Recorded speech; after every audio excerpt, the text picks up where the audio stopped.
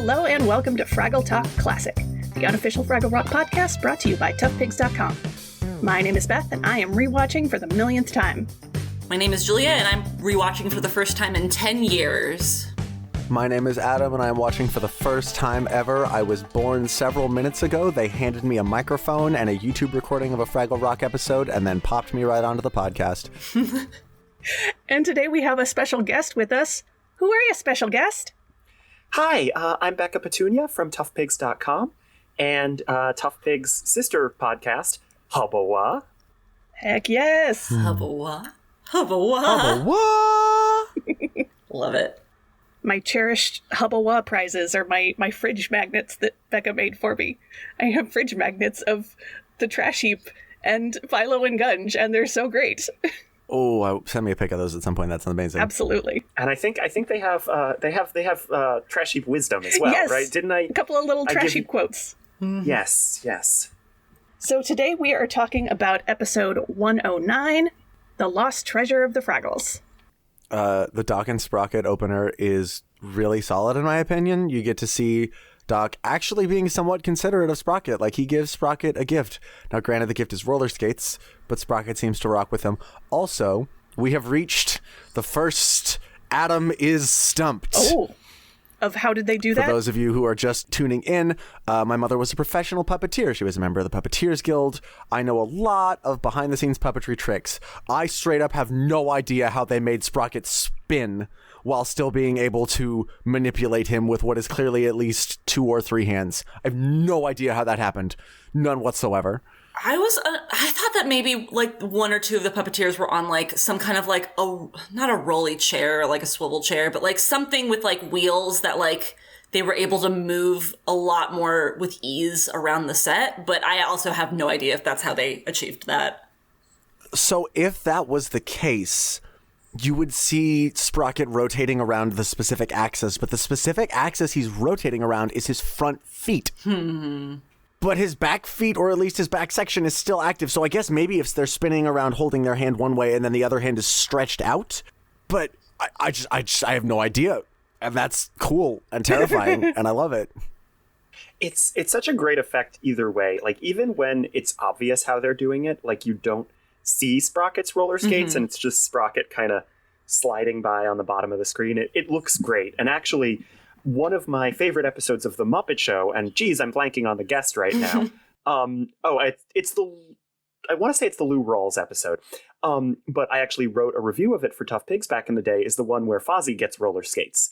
And in that one, you never see Fozzie's feet. The puppetry is a lot more advanced on Fraggle Rock, as it kind of is pretty much in general. But Frank Oz does some great just of sliding Fozzie back and forth at the bottom of the frame that just always cracks me up. And you believe it, even when you don't see the character's feet, just because, you know, of the fiction of the show. That's how strong the puppeteering is in general.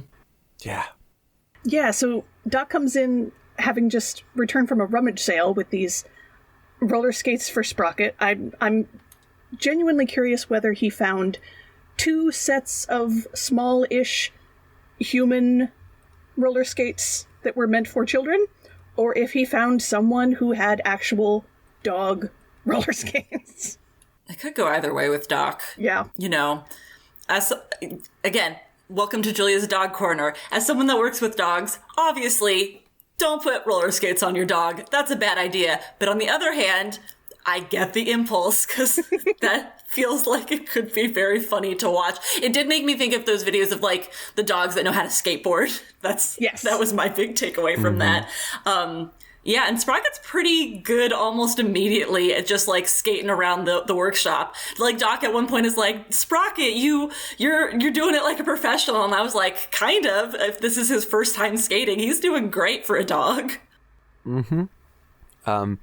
Doc has brought home this trunk, which he specifically sets up as an adventure for himself. He's very excited to try to figure out how to open it, which, again, those of you who are listening and keeping track, put another tick mark in the Doc is not a neurotypical box.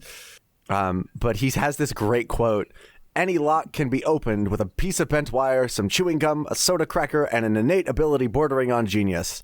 Fortunately, I have everything except the cracker." It's a good line. I love this quote for a couple of reasons. Well, one, I had to Google what a soda cracker is. Apparently, it's just a saltine. Yeah. It's like a general name for a cracker that is leavened with baking soda. Oh, I didn't know that was why it was called a soda cracker. Yeah. Like, we tend to associate the word soda with, like, fizzy drinks. But no, it's referring to, baking soda. Interesting. And I find it fascinating that he's specifically saying that lockpicking is a skill that requires an innate ability bordering on genius. I'm like, I have a friend who would specifically disagree. Like, she sets up these, park hangs weekly when the weather is nice, and will just bring all of these things to fiddle with because she knows a lot of neurodivergent people. And one of them is a lockpicking station, which just has a bunch of locks hanging off of it, and she just has a bunch of lockpicking tools.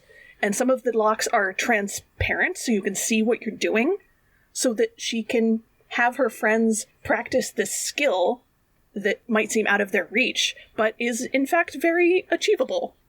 The thing is, especially season 1 Doc is really characterized by this level of like overconfidence and kind of like a narcissistic sense of self. So I don't think he's really thinking about whether other people can do it. I think that he's kind of very self-centered in season 1, that earlier version of Doc.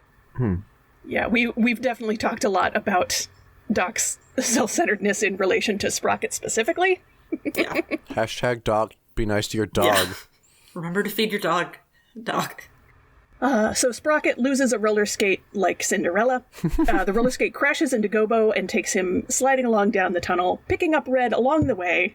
We get this wonderful puppetry shot of them, going down the tunnels. Whoa! And crash into a wall. The rocks collapse, revealing a new cave with this cool, eerie purple and green lighting full of fluffy-looking spiders. Oh, little critters. I love all little critters. little It feels critters. like a deep sea cave. We were talking about the cool puppetry effects with Sprocket at the beginning of this episode, and we get another one in this instance where Red and Gobo come across this really dusty map. And we've seen this in other Muppet productions, but we see Gobo blow dust off of the map, and, Oh my god, I didn't even clock that. That's yeah, so cool. which, I can't remember how, I think I've looked this up before how it's done, but it's like something so cool that, you wouldn't maybe necessarily like think about it, but then if you think about it for a second, you're like, oh, they don't have air in their lungs. It's actually the simplest thing. There's a air hose just slightly off camera. I kind of figured it was something to that extent, but it's still great, and it's one of those. It's again, I'm thinking of. I think it's season 1 of the Muppet Show when Kermit blows out the candle, and then he goes, think about this, folks. Like he highlights it. It's a little differently. It's such like a small detail, and it's not really. I mean, I guess it gets across the fact that this is a very old map. It's covered in dust, so it's been there untouched for a long time. But it's like a detail that it's not necessary to the scene. They could do it without that, but they still add it in as just like a little like show off and like to make the world like even more grounded and more real, which I just love. No seams in the world building. Well, hey, speaking of world building, here's something that I wrote down that confused me because Gobo quickly identifies that this old map is from the third drafting. And he and Red talk about the third drafting as if it's a thing that everybody knows. Do any of you know a little bit about the third drafting? Well, it's never mentioned again in the series, is it? Correct. Yeah, no. I don't have any. That wasn't like a setup for me to blow your minds with facts about the third drafting. I don't have any either. Well, so one, I love it because it gives us some idea of like history, although I would love it more if it turns out they expounded upon it. Honestly, for me, it feels like a little wink and a nudge because they're like, oh yeah, this dates back to the third draft of this episode instead of the fifth or sixth one that we went with. That could be it, yeah. That's pretty good. They also mentioned the third drafting was, I believe, a zillion squintillion days ago. Oh, do I have notes on that? Yeah, So, okay. First, I'll be, I've been tracking how Fraggles refer to the ways that they mark time.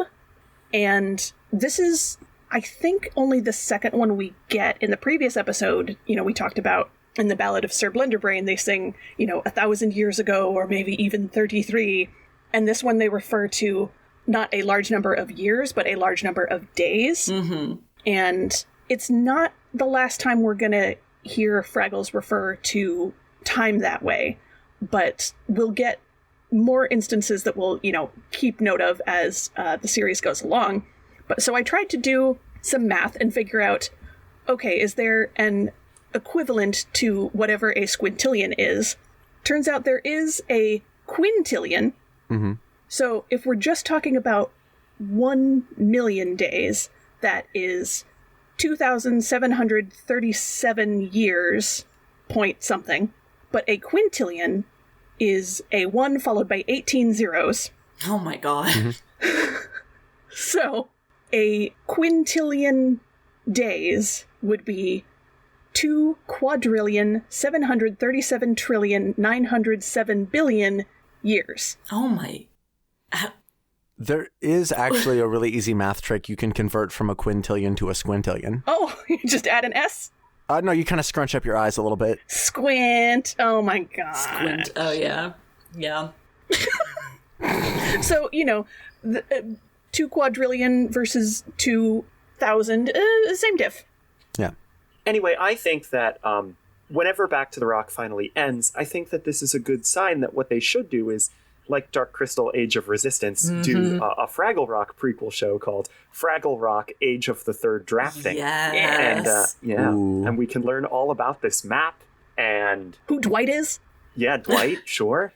We can get the Fraggle Rock equivalent of the episode in Adventure Time where you find out when the Ice King's crown was built and why and what happened. Yes. By the way, I should say, I'm saying all of this, and honestly, that would be fun, but also, like you guys said, I do think that it's fun how it's just kind of like, yeah, this thing. Like, why would the Fraggles need to explain it to each other? It's a thing that they know.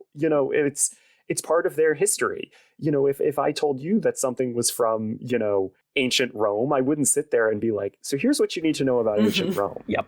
Yeah, there's a lot of really good sort of organic moments where it makes it clear that, like, these characters have a life outside of what we see. Mm-hmm. There's a couple of really good dialogue bits that we'll get to a little bit later that just felt really nice and organic, and like the show is really starting to find its voice in terms of like dialogue as a means to demonstrate rapport between characters instead of dialogue as a means of exposition and comedy deliverance. Yeah, I did think, because we did talk earlier, like in earlier episodes of this show, about how there was like a lot of explaining, like, oh, the Gorg's Garden and the Doozers, just like to really like set up the world in the early stages for the audience. And also episodes were coming out at weird times. And so, it's a little out of order and things would pop up. And at this point, it's feeling much more lived in. There's a lot less like, not dumbing down for the audience, but just expecting the audience at this point to be able to follow along, and it treats the audience just like they're smart. And this is a show, ostensibly for children, and there's something really wonderful about, providing all of this information and not necessarily giving details or background and just expecting the audience to be totally okay with that and to follow along. And I think that they just do a great job with that in general. Yeah. So we also get to see, I don't know if this carries out, but we saw Gobo be really cynical in the last episode, and we're getting to see him be really cynical in this one too. He's like, this map's probably fake. Like, this probably isn't a real map. And it's like, Gobo, have some wonder, my guy. But also, as a character detail, it's a really interesting one to give to one of the main characters, because it gives you a lot of opportunity to like toy and tinker with it, and getting to see him, this probably isn't real, but I'll figure it out anyways, and slowly like put more and more stock and weight in the belief that maybe this thing is real and this treasure is real, is a really interesting arc to set up, and I really appreciated it. And I love that they include, he says that, we'll bring the map along with us just as a souvenir. Well, yeah, he had that moment, and I was trying to read both him and Red, like, were they actually both really excited about finding it, but they just didn't want to admit to one another that they were excited and thought that, this could be real. And then, like, once they, like, leave with the map, then they kind of start goading each other into being like, okay, let's go find it. I was trying to read that interaction between the two. Yeah, I don't, so two things. You're right about Gobo's cynicism, and I'm so excited for you to get later in the series, because there are some real unexpected directions that cynicism goes for a family show. Heck yeah. Glorious. I won't spoil anything, obviously, but I will say that. But the other thing is, like, I was trying to get a read, and one of the interesting things about Fraggle Rock is, again, like you've been saying, how good the character beats are already getting.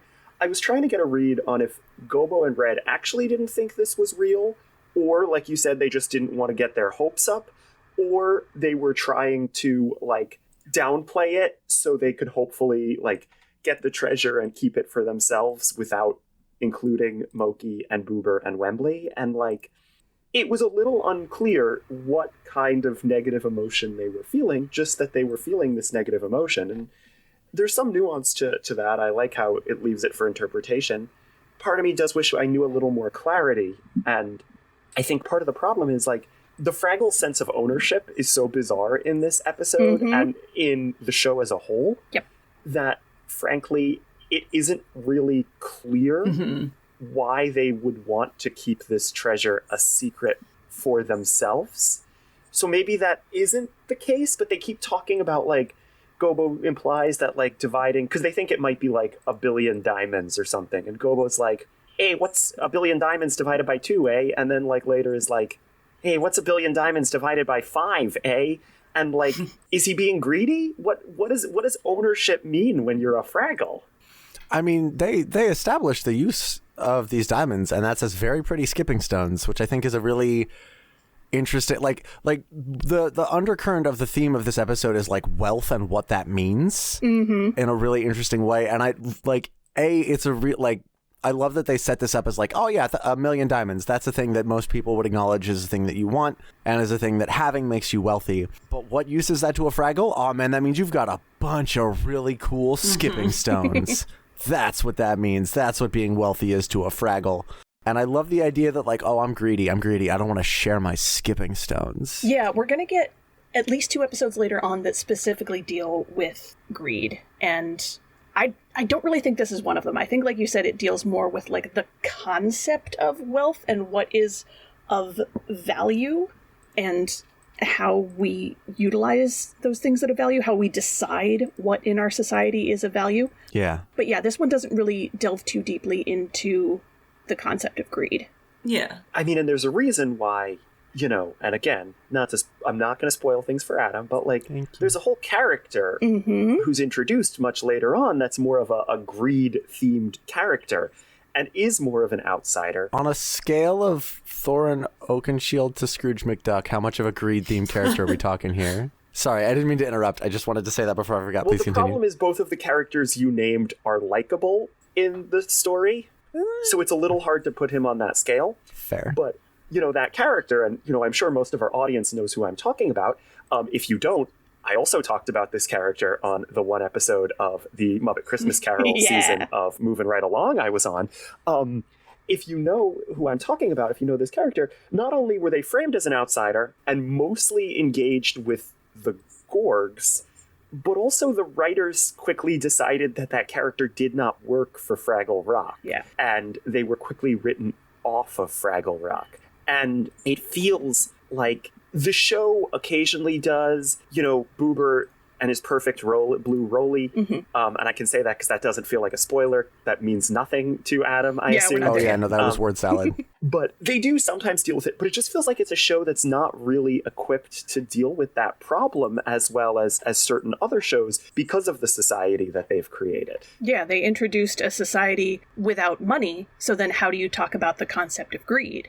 Which we will talk more about when we deal with those episodes. Perfect blue rollies. Perfect blue rollies and the grapes of generosity. Yep. So they're talking about, Gobo goes to, like, say, like, oh, we found this cool map, and Red interrupts him and is like, no, don't say it. And so he cuts and covers by saying, like, oh, we got this really cool letter from Traveling Matt. And this, I think, is the earliest we've had a Traveling Matt section, but I appreciate that they're like, yeah, he's using this to cover, so we're doing it now, because that's how this works. Yeah. And in this one, it's Uncle Traveling Matt coming across just a fountain and, you know, it reminding him of home and the Fraggle Pond and everything. And then a man who does some great overacting with a puppet, throws some money in. And then Uncle Matt has the line, for months now, I have been collecting this stuff that is called money. And he just has an entire backpack full of only coins, which must be so heavy. And then he just dumps it all in the water.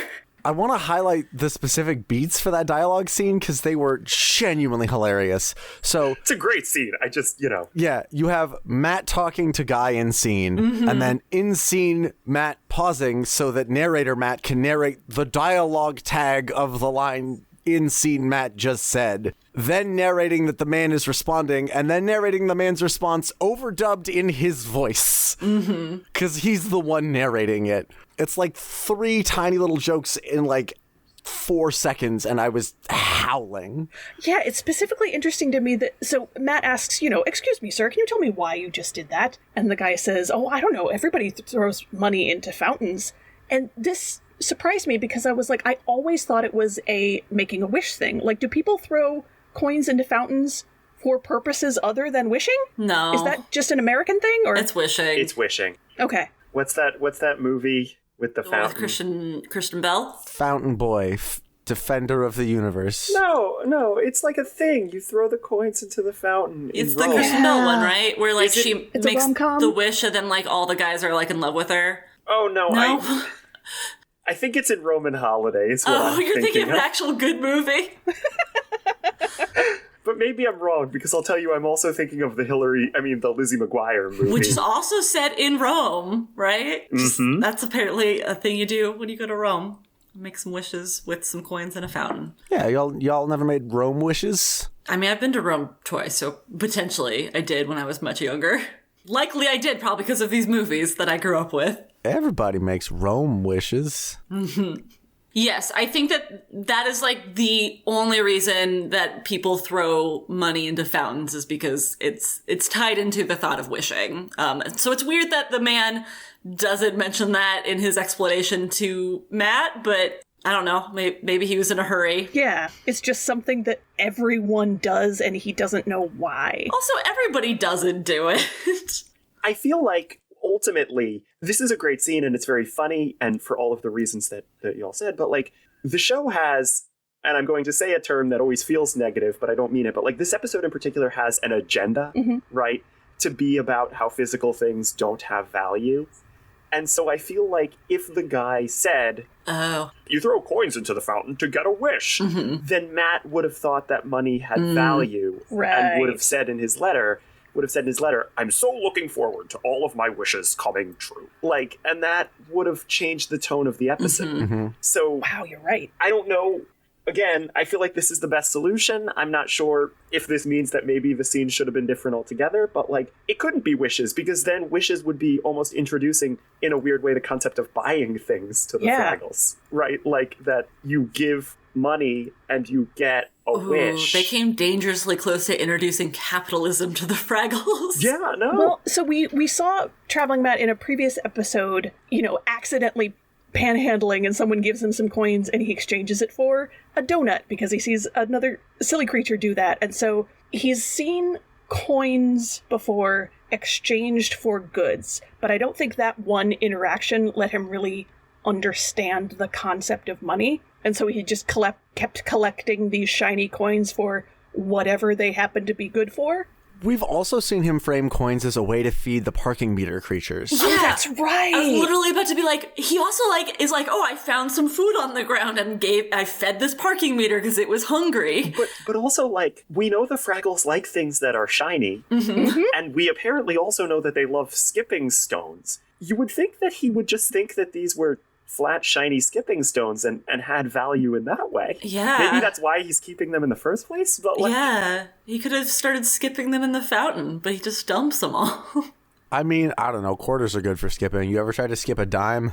Not great. I mean, but Fraggles are small, and so like a dime, wouldn't that be like the equivalent of a quarter for a Fraggle? Because it would be bigger. You know what, actually? I don't know if stone skipiosity That's true. I don't know if it changes. Rooted in size or relative size. Hank Green, get at us. He doesn't like have like quarters and stuff in his bag, right? They're like... Is it Canadian money? I didn't look really closely now that I'm thinking about close it. Enough, yeah. But I wouldn't be surprised if it was maybe Canadian currency. You're right, I forgot to look too. Yeah. So Gobo and Red decide they're going to go off and find this treasure, and they keep talking about like, oh man, what's 1 million divided by 2? A. Right? There's this great exploration scene where they're like, we need to find the solemn mark of a Fraggle. And it's just a Fraggle making the, like, $D face. And, like, sticking its thumbs in its ears and presumably wiggling its other fingers. Mm-hmm. Yes. Made me giggle. Available right now on the Tough Pigs TeePublic shop. You can get your own solemn mark of the Fraggle merch. Oh, dang. I didn't know that was on there. That's awesome. Word. Yep. I want one of everything. I had to Google the solemn mark of the Fraggle. In our previous episode, I talked about watching on my laptop screen with a bunch of, like, bright light coming through the windows makes dark scenes hard to see, and I could not see the solemn mark, and so Muppet Wiki was very helpful in this part for me. Thanks, Muppet Wiki. Yeah, and I love that this is a piece of lore that does return. We will get to see the solemn mark of the Fraggle again. Yeah, which I didn't remember since it's been so long that it is a reoccurring thing, and so I was like, oh, it has its own page, and they mention future episodes as well, so that's cool to know that it's going to come back. Rad. Love a good piece of world building. So we cut back to Doc trying to pry open the lock on the trunk. And I love that there's this moment where, Sprocket is just serenely roller skating around, and Doc says, you don't care what's in that trunk. Like he's got this moment where, I'm so invested in this thing, and you're not. Why aren't you interested in the same thing I'm interested in? Add another tick to the Doc is not a neurotypical box. I was just going to say, we've all been there where we just have something we're interested in and we want everyone else to be just as excited about it, and they're not. Case in point, Fraggle Rock. And then we start a podcast about it. Yep. You got to find your people that care.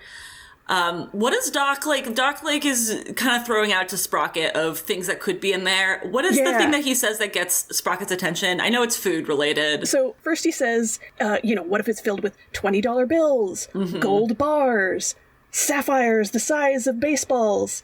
At which point I wrote down, the fabulous baseball sapphire doesn't have quite the same ring to it as the fabulous baseball diamond. Thank you. I'm glad you caught that one. reference. CaptainAmerica.gif. And then he says, what if it's filled with old steak bones? And this is what gets Sprocket attention. He picks up a wooden mallet and just slides over and starts banging on the trunk. Okay. That's how you get a dog to care. It's one of those things where it's like, is that really, like, the best thing he could think of? Bones? I don't know. Steak? But I guess then it would be moldy. It would be Never mind. Old Carry meat. on. Old beef. Okay, yeah, carry on. Yeah, old meat. Carry on. True. Hey. So then Doc has this great line, once you use your imagination, you see what fun this is? You've got the spirit now, Sprocket. It's the adventure of the quest. And that just gives us such great insight into, Doc isn't, speculating that it could be filled with money because he's being greedy. He's saying it could be filled with anything. Like in the first scene, he says, oh, it could be anything. It could be diamonds. It could be moldy socks. Like, he just wants to know. He's just in it for the adventure. Yeah, and we won't spoil what's in it until the end of this, but he is genuinely excited about what he finds in there, even though it's not necessarily something worth getting excited about. That was another very endearing moment, which we'll get to at the end when, so they get to we cut back to the Fraggles, and they're moving, and it's like, specifically, they're like, oh, this direction's going to take us right into the Gorg's garden.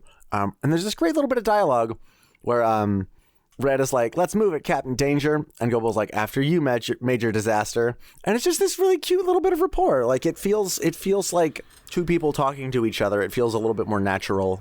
And again, I'm going to do the thing I do where I relate it back to Adventure Time. Note that down in your bingo cards, listener. But one of my favorite moments in Adventure Time, or one of my favorite things in Adventure Time, is like right around season like 4-ish, the dialogue just starts to feel really natural to the point where we're like, oh, these people like talk to each other outside of this episode, and we're just seeing a slice of life of it. Yeah. I know we talk about world building all the time on this show, but it is a good sign of world building, just like the natural ease that these characters can speak to one another and the relationship we can glean from that. Yeah. I love moments when it's Gobo and Red not quite one-upping each other and not quite, daring each other to be like, who's the more sporty Fraggle, who's the more adventurous Fraggle. They're just like, yep, we both have this thing about us, and we're doing it together.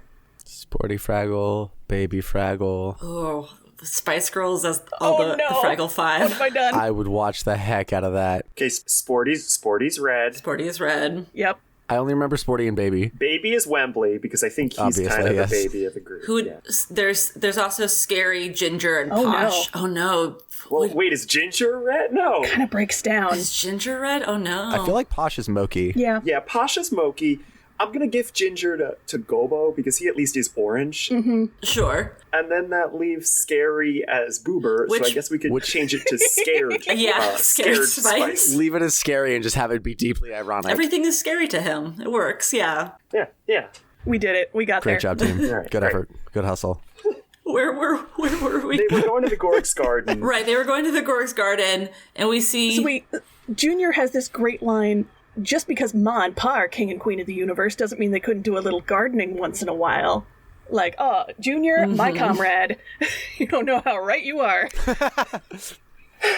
Rise up, Junior. You have nothing to lose but your chains. I am a huge fan of Junior Gorg. He's probably my favorite character on the show, which is sometimes a strange thing to say, but like, again, it's interesting too in season 1, the relationship between not only Junior and his parents, but also Junior and the Fraggles, and sort of how that's definitely, you spoke about like how relationships feel very natural already on this show. I don't think the Gorg stuff feels very natural. Yeah, not right yet. now, even if that is a good line. We're getting a little bit more natural. The bit that I have specifically noted is like after they say goodbye to Junior, there's like a little bit of flirting between Mom and Pa Gorg, and it's like, oh, that it's uncomfortable because you're like, okay, this is. I don't really want to imagine the logical conclusion of that, but it does feel very natural. Now, later in the episode, when it's nighttime, and they tell Junior to watch the castle, I'm going to try to phrase this in words that we can use on the Tough Pigs podcast feed, but Yeah. Ma and Pa are definitely going, like, they're going to bed, but they're definitely, like, going To bed. to bed. Yeah. And, like, that's why they can't also stay up, right? I Like, mean, they'll be staying up. They're just, they are super, super flirty in this Yeah. episode.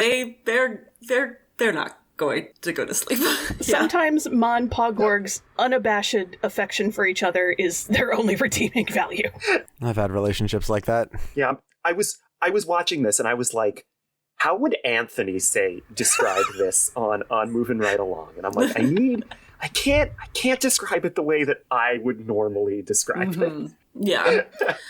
Also, we learned that Junior's favorite pie is peach pie with garlic. And this might just be the autistic in me. That doesn't sound half bad. So Beth, what are you making it? Yeah, so we were speculating about this on the forums. So one of my long-running threads on Tough Pigs is that I have dubbed myself the Fraggle Foodie. I started out trying to make actual real edible doozer sticks and sort of succeeded. Rad. And I made, some various Fraggly foods out of radishes. And just most recently, I made Boober's root cake from the Back to the Rock holiday special, Night of the Lights. And yeah, definitely one of these days, I want to try and make peach and garlic pie. And folks were speculating on the forums about how to make this not terrible. And one of our forum members, I think, was it Ren? I'm pretty sure it was Ren, saying that, like, actually you could do this well if you just, like, roast the heck out of the garlic so it caramelizes. And then maybe get some, like, balsamic up in there. And, like, yeah, that sounds legit. That was exactly what I was going to suggest. Yes. You slow roast the garlic so you get that really nice caramelized, like, bring out the sweetness, cut the harshness a little bit. Exactly. That does sound pretty good, actually. Right? Thank you. I'm not crazy. Okay, so next time Adam and Ren are in Portland, we will all get together and make peach and garlic pie. Excellent. I don't even like peaches. I will try this 100%.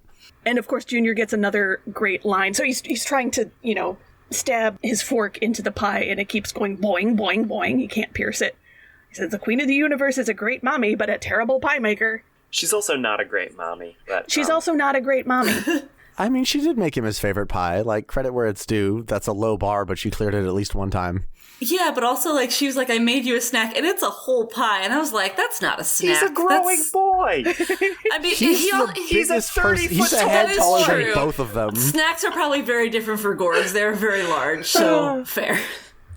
Love that she calls him, oh, youth of a mother's dream. Like, what, does that actually make any sense, or does it just sound pretty? Just sounds pretty. I just assumed that she was doing that thing parents do where they say really nice things to their kids when they want them to do stuff. Mm-hmm. Which they always want Junior to do stuff. I don't know if you've Always. noticed that, Adam. Oh, yeah, no, he's definitely like, there's a reason I love it when Beth calls him Comrade Junior, because Homeboy is definitely an exploited proletariat. But it's also like, you probably have mentioned this, and again, I don't know if she's appeared yet, but oh boy, was it a rude awakening to remember the old Ma Gorg puppet that we see in this episode. Has the new one appeared yet? The new one has not appeared yet. We've only seen the Okay. horrifying version. Yeah, it's bad. She gets better, I promise. It's a lot. Because I know they filmed the episodes slightly out of order, so I think the new one appears, and then there's like still one more with the old one, although maybe I'm misremembering. But anyway, it doesn't matter. I don't like Ma and Pa Gorg as much as Junior. Yeah, though they're definitely not Uncanny Valley, more like heck nah Valley. No thank you Valley. Nope, right out of there, Valley. So Gobo and Red, discover that the map is not only leading them into the Gorg's garden, but would lead them into the Gorg's castle. And they decide, oh, heck no, and, run out of there, barely escape Junior. Red is like, I don't know, Gobo, maybe I've had enough of this adventure, which is really saying something for Red. Mm-hmm. So they admit, like, okay, it's finally time to, they said, we don't have to do this alone. Let's go get help from our buddies. Yeah. Yeah. And they decide, which also means like there's a brief touching on like they're like, yeah, okay, we'll share the treasure 5 ways. Hey, what's 1,000,000 divided by 5?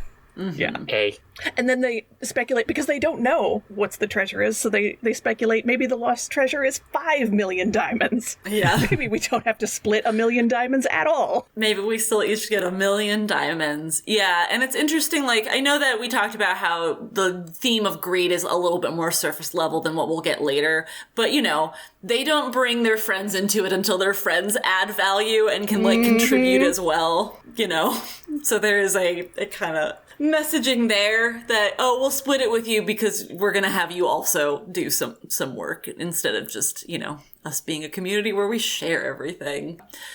So yeah, they go and find their friends who are just like doing a big old jazz riff. Like they're just jamming together and it's wonderful. They're going to town. Yes. Number. It reminds me, it's just an instrumental, just like this, like, really cool, funky instrumental. It reminds me of almost like the Star Wars Cantina or like the Podlings in Yes. Dark Crystal, right? Although I think there's some vocals in there, although it's nonsense. Don't tell Hup I said that. But it's just, you don't get that a lot on Fraggle Rock. And it's interesting that both of the songs in this episode are instrumentals. Yeah. All 3, if we're including Muppet Wiki lists at the very beginning, the Fraggle who's just walking by playing the flute. Oh. It I saw includes that on Muppet yeah. Wiki and I was like, what flute song are they talking about? Like, does that really count? It's stretching it, but since there's no actual like songs in this, I feel like they want to contribute everything. Yeah. I mean, there's vocals in the last song, just not lyrics. Yeah, that's a better answer. Yes. That's true. Yeah. So, yeah, this song is referred to as Moki's Jam Session. And we get Wembley on the bongos, which I love the consistency because we also saw him playing the bongos in episode 2.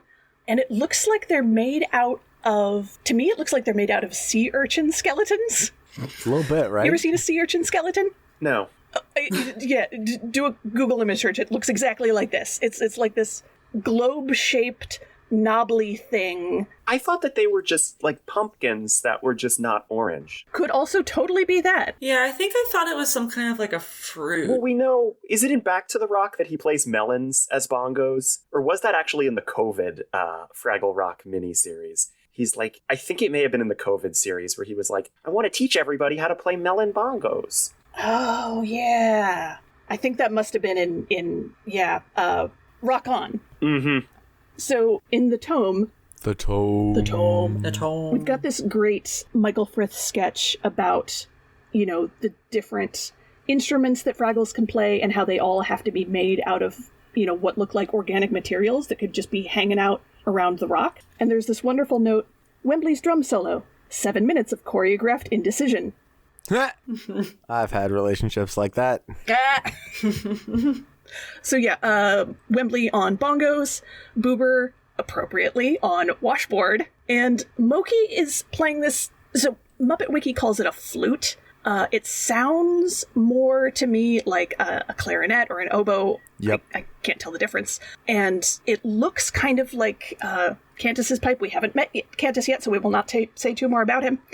Ha! I already know he has a pipe. Yep. Spoiled. So, Adam, I don't know if you know this, but the characters on Fraggle Rock often are singing and making music. So that might be a spoiler. Really subtle, but I did pick up on it. Every single episode. Like I said, really subtle.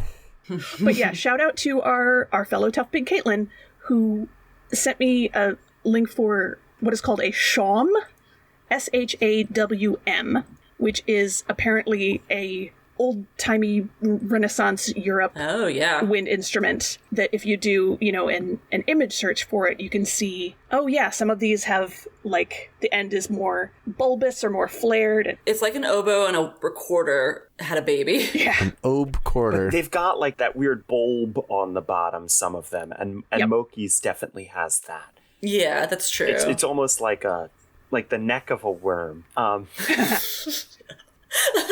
I don't know why that's the best answer I could think of. But I know exactly what you mean based off Also, of a that. worm doesn't Yeah. have a neck. Perfect sense. What am I thinking? But The anyway, middle, the Worms middle are just portion. neck. No, that's all a worm is. All neck. All neck. Mouth, neck, no face. but yeah, great jam session. I had forgotten all about this scene, and it's funny because I actually rewatched these, I think last summer.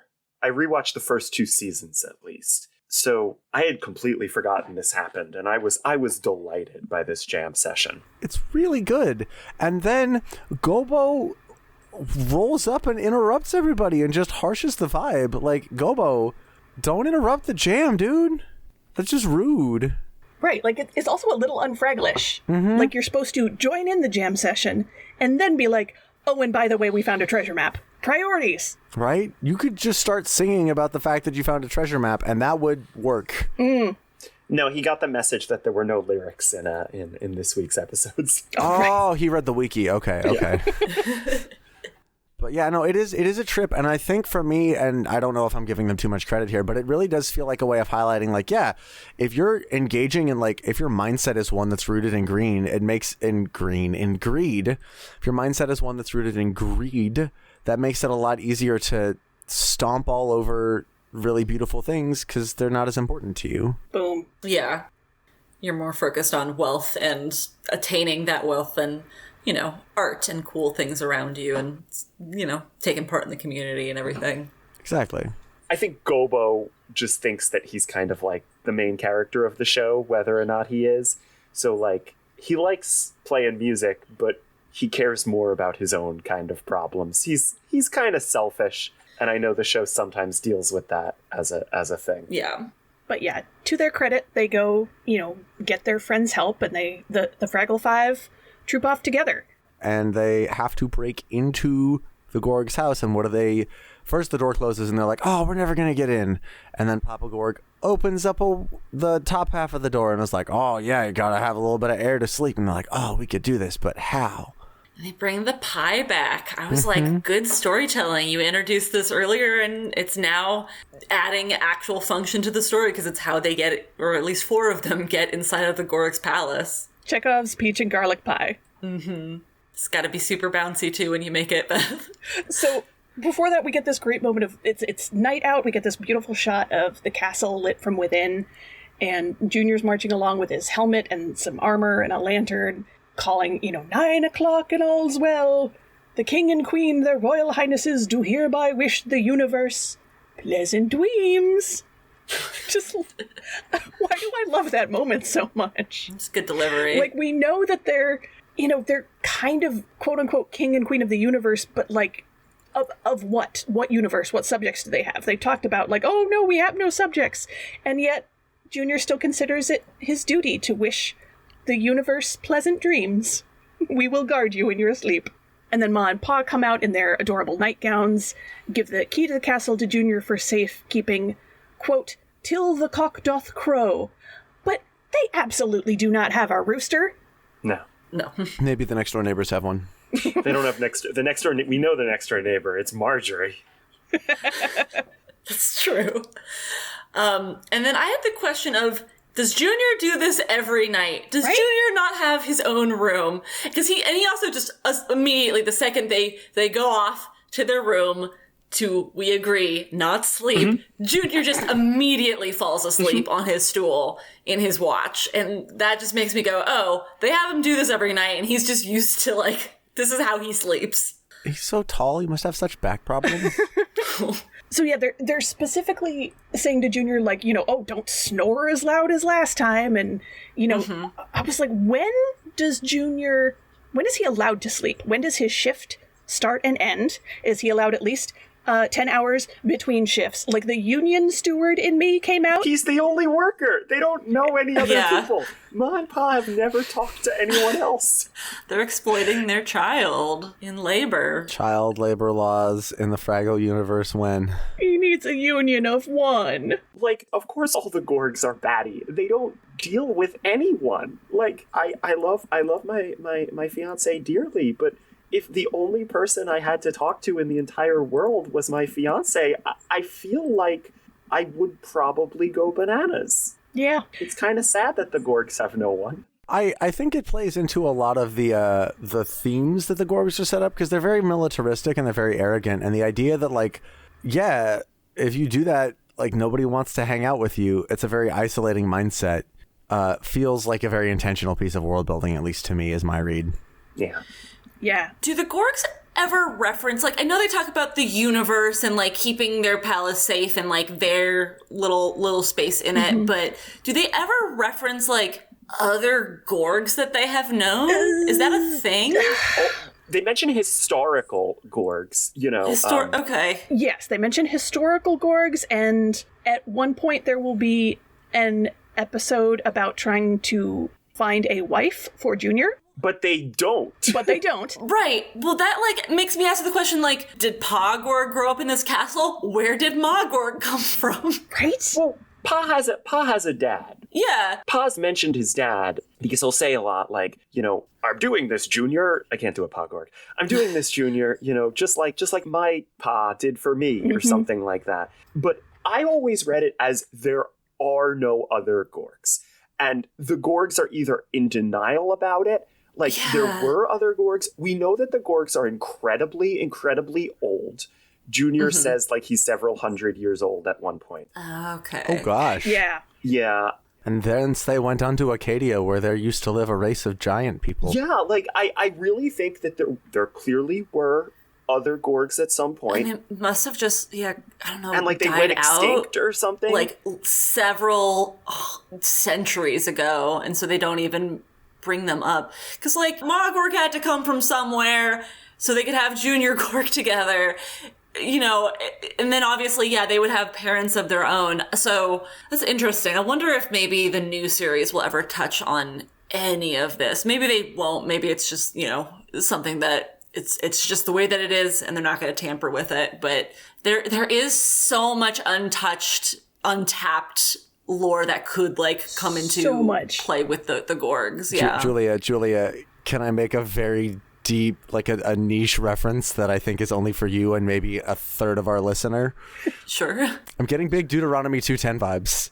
Yeah. I get it. Becca gets it. Okay, someone explain it to me. I was just going to say, you don't get to tell me that you're a Mountain Goats fan and not have me then immediately reference weird deep cut Mountain Goats songs. Oh, okay. It's been pointed out on the internet that, like, there are several hardcore Muppet fans who also just really love the Mountain Goats. I'm in that Facebook group, yeah. It's great. So I would like to draw everyone's attention to the map above the mantelpiece. I got a screenshot of it, and I can't make out any clearly defined, like, cities or anything, but there's a bunch of mountains. So this is, like, a big space. So we know that the Gorgs are aware of a universe beyond their castle and their garden.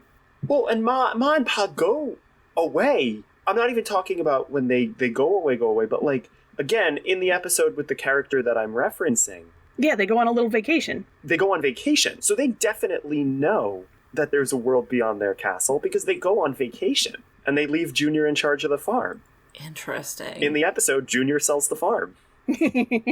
All right. Right. Back to this episode. So the Fraggles are creeping into the castle at night while Junior is sleeping. Guarding, being exploited, having his labor taken advantage of. And on the mantelpiece, there's just a morning star hanging out. Like this big pointy weapon. Oh, yeah. Do you not have a Morningstar mantelpiece? I need to get one. Weirdo. And also appreciate that there's a huge bundle of garlic also hanging off of the mantelpiece. We've established they love garlic in pies. And war. Garlic, pies, and war. Yeah. The only two things you need to know about the Gorgs, yeah. And then there's also just a stone, which I saw 100% like clocked right away, like, oh, they're going to drop it on Junior's head because it's right by Junior's head. Right there. Yeah. And it's also just like a random stone the Gorgs have on their mantle that they've never moved or inspected to see what was behind it or anything. But that's what the map takes them to and says they've got to move it to find the treasure, which they do, and they pull out just one little box that very clearly would not have a million diamonds in it unless those diamonds were incredibly, incredibly small. Just really tiny diamonds. Mm-hmm. So they accidentally drop the rock onto Junior's head. Junior wakes up and sounds the alarm. The Fraggles run back and forth, knocking more stuff off the mantelpiece. Junior, like, accidentally, like, clocks his dad in the face. Always hilarious when that happens. I think there's a couple of episodes where it does. He's demonstrated to be stronger. Again, Junior, you have nothing to lose but your chains. There's also just a really slick little green screen bit. Yeah. Oh, yeah. I enjoyed that. To show, like, the Fraggles zooming to the door, they do, like, this great, like, almost like the scenes where they're running through the tunnels earlier in this episode and in the theme song. Except they're running from one end of the castle to the other, so it's kind of like a new shot for us. Yeah, and you get some of, like, the Gorg's feet moving around them, too, in the shot, right? Yeah. I think so, yeah. So they regroup back in Fraggle Rock. Boober has successfully made it out of the pie and has cleaned himself off. I know, he, like, because I'm like, did they bring Boober back with them? And then he just, like, comes out of nowhere and he's like, I got out of the pie, and that's it, and they move on. Just very quick. There's no reason that Boober... I mean, I guess it's funny that he falls in the pie, but, like, it's not like he accomplished something while the Fraggles were gone. It was just like... I got out of the pie. Also, I finished my novel. Yeah, well, maybe. I did have that, like, wonder of why, like, he didn't join them for the bit when they were in the Gorgs. Like, I don't know if it was just to show that the pie could be damaged in some way, but it was just, like, an odd choice that, like, it just didn't serve a purpose. He just didn't go with them. Yeah. I do love the contrast of when they're like, we did it. We got the lost treasure of Fraggle Rock. And he's like, that's great. I made it out of the pie. Yeah. These are equally important. Yes. So they open the treasure chest. We get this great Pulp Fiction looking shot. And the treasure is a music box. Mm-hmm. And for a society that is so rooted in music, having this device that can make its own music independently, like, of course that would be a treasure. Of course that would be an incredibly valuable piece of technology, given what a low-tech world they live in. Yeah, it has to have come from, unless the Fraggles of the third drafting were more technologically advanced than their descendants several draftings later. But I figure it's a silly creature thing as well, because it certainly looks like, I mean, it's one of those traditional music boxes with the rotating, like, brass cylinder with the dots on it that's sort of touched by different rods. So again, I don't know how important it is. I think, like Adam said, I think what's important is that it's music and it's something that the Fraggles can share, and they do. They all our main characters sing along to the music box song, and all the other Fraggles come out of their holes, and a baby Fraggle is there. Oh, baby Fraggle. They say, come on, we've got to share this with everyone. And it's such a great contrast to the rest of the episode when Gobo and Red were debating, like, do we share this with even our own best friends? And now they're like, no, we've got to share it with everyone. Yeah. It's important enough to wake everyone up in the middle of the night in their adorable Fraggle pajamas. Yeah. Which is, again, just really sweet. And they do this really excellent lighting shift, and you get this, it almost feels like an old school circle worship. Like the Unitarian Universalist youth group I used to do would do circle worships, and one of the things is everyone would get a tea candle and a little paper cup, and you'd go and you'd be in a dark room, and there'd be just these everyone would be singing songs in a circle, and it would be this dark room with beautiful music lit by these little spots of light. And there's this just genuinely beautiful lighting gradient that winds up happening here. And it feels holy. Like, it feels like a prayer. Yeah, it's beautifully shot. It's really stunning. And again, it's just such a nice little song. This was on one of the albums. I forget which of the three, because they're all basically called like Fraggle Rock Music is Fun. Oh, I have it pulled up here. It appeared on Perfect Harmony. Yeah, what is it? Music from Fraggle Rock, Perfect Harmony, and Fraggle Rock Music and Magic, I think. Yeah, this one was on Perfect Harmony. And again, like you said about it being kind of like a prayer, like, not to get too deep into it, but music is, like you said, it's what the Fraggle Society is sort of based on. This would kind of be like a prayer to them. Yeah.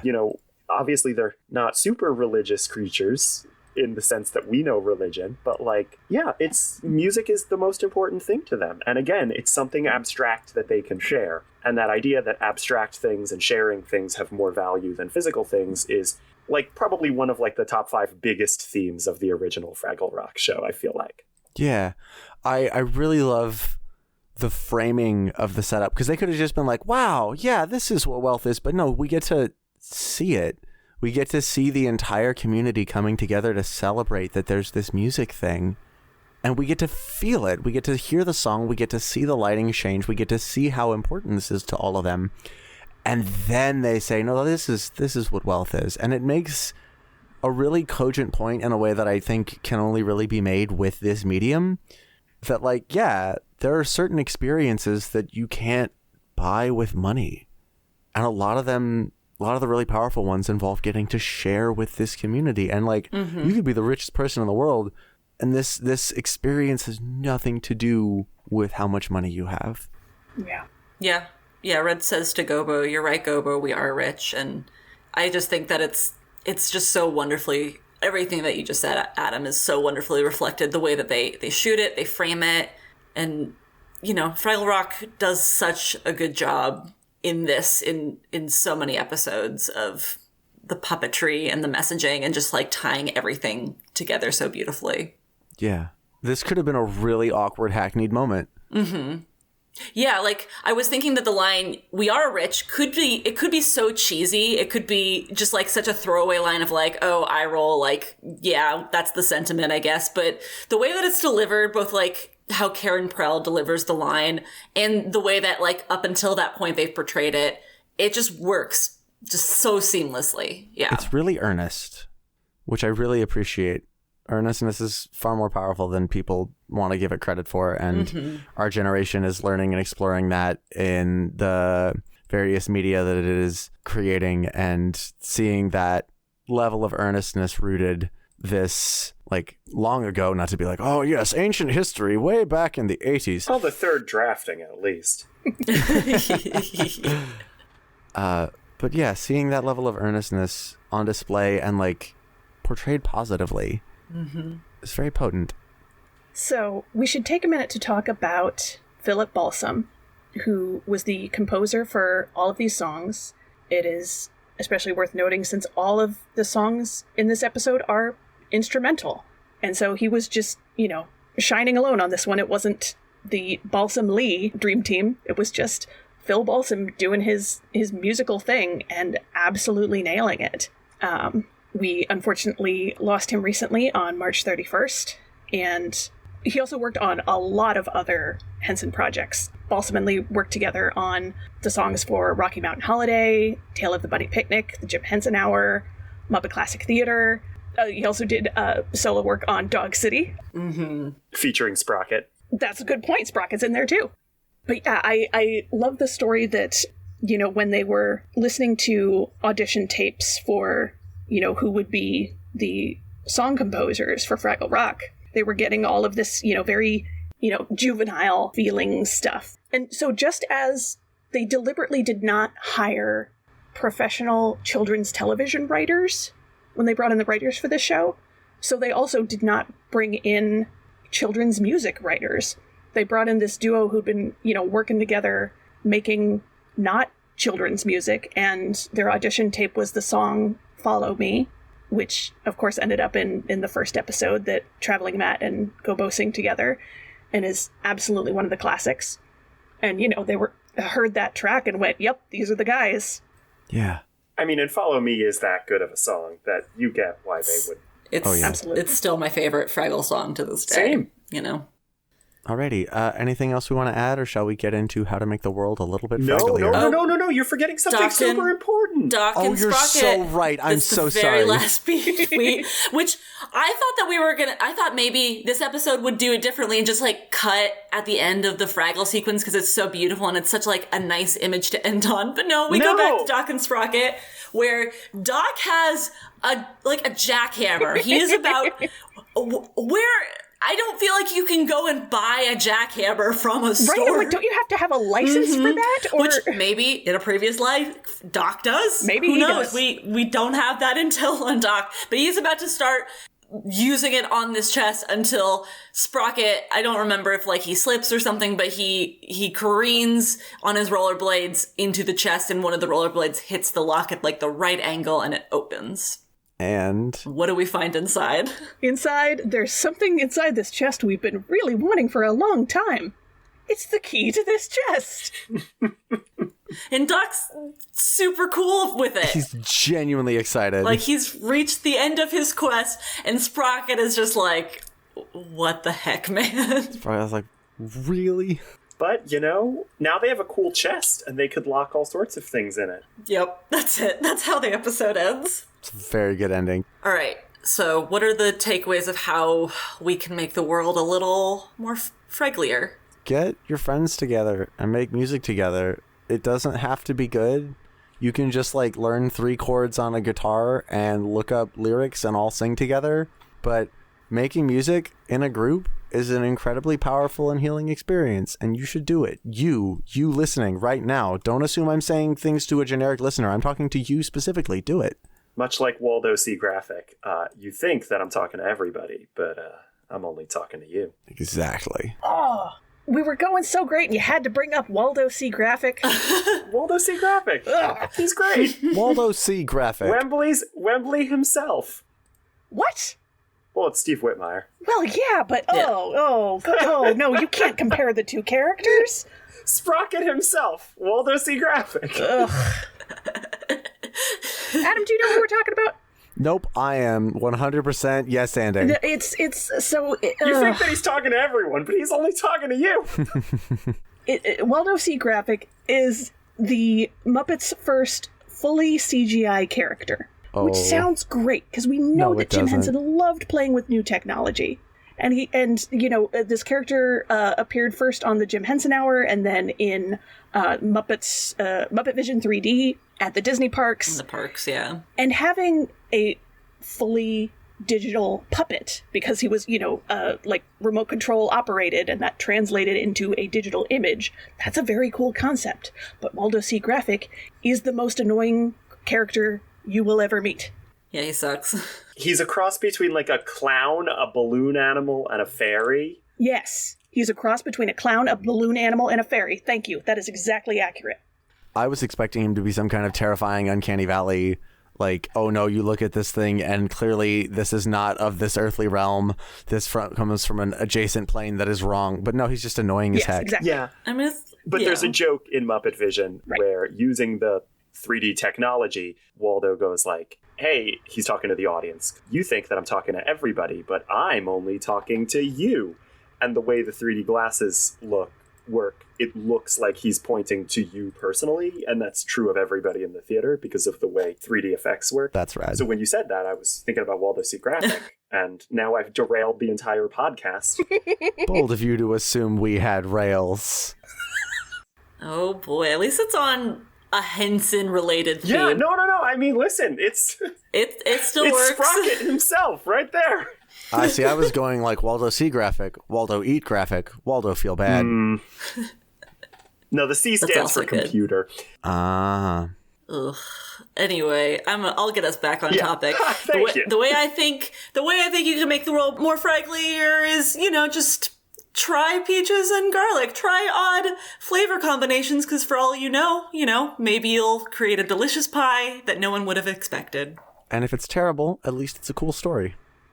Or if it's maybe some Fraggles can use it to trampoline into your house and steal your treasures. My music box now. See, it's funny. I was going to do the peach and garlic one, and specifically, I was going to say that's a way to make the world a little more gorglier. Oh, there you go. Which is not a word that I like, but I'll say it. But Gorglier. Oh yeah, that's a bad mouth. It just doesn't gorglier. It just doesn't gorglier. I think previously we've said gorgish. See, I like that a little better. That feels better. But I don't know. Abandon money. Decide that money has no value. Thank you. Oh, That's it. That's a much better one. Yeah. Absolutely. Use it as skipping stones. Use money as skipping stones. Take your stock and bond certificates and skip them. Mm-hmm. Yep. Throw them into a fountain. Oh, what a better world it would be. Yeah. Y'all took all of mine, which is good that we're having the same thoughts, but now I'm left just thinking how much I want a replica of this music box. And Henson's never going to mass produce that, so I'm just going to have to make it my own darn self, aren't I? There are like websites that I think will do custom music boxes. Oh, yeah. You just got to provide the audio. Yeah. Get it that way. Make your dreams come true. Boom. There it is. Like the Muppet Babies. When's your birthday again? October 10th. It's a little far, but it's also sort of coming up. Oh, I also imagined that In the would sense be... that that's how time works. I was going to say, in the sense that's how all birthdays work.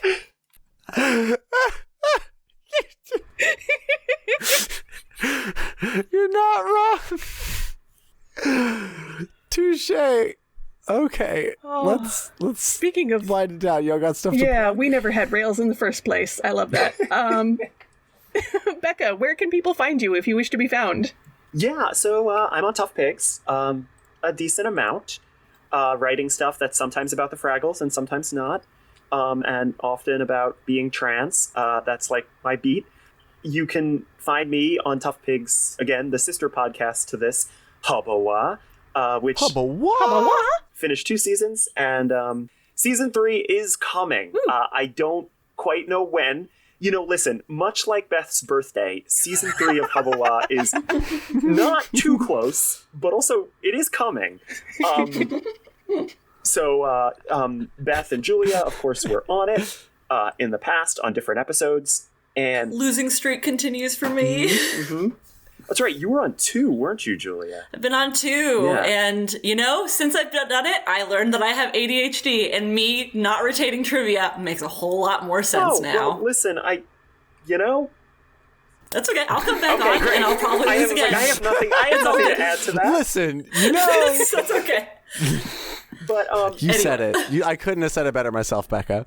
And you can find me on Twitter. Is usually the social media service that I use. Unfortunately, we're working on trying to figure out an alternative for me. But in the meantime, you can find me on Twitter at Uncle Petunio. That's at Uncle, as in like the kind of person who might be a brave and daring explorer, and then Petunio, which is like the flower except with an O instead of an A. Make it the Spanish masculine ending. Because sometimes we make our online identity and come out as transgender several years later. If you wish to find me, go to the tallest mountain. There you will find a tree. Go to the roots of those trees, and there you will find a little cave. Go to the back of the cave, and there you will find a tiny door. And on that door will be a sign that says, "Be back in 15 minutes. It's a lie. I'm never coming back."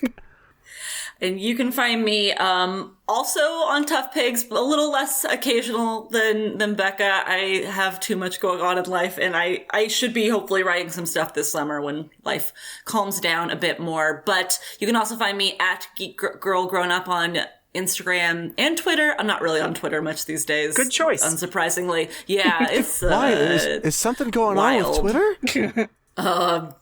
We don't have to, no, let's not open the rabbit hole. We won't go down that So way. we'll see graphic. No. Yes, you can find me there, and then you can find me also at juliagaskill.com for poetry.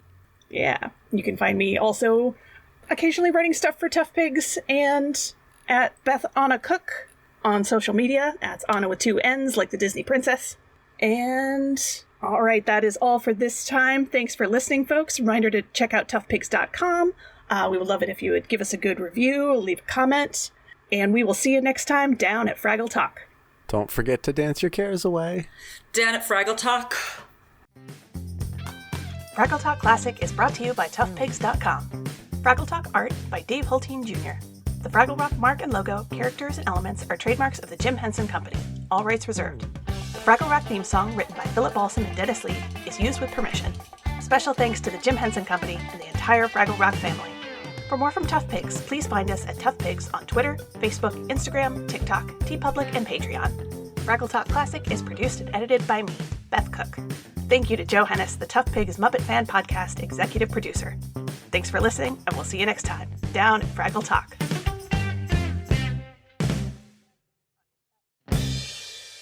You ever seen a sea urchin skeleton? No. Sea urchin skeleton? I hardly know it. No, that doesn't work.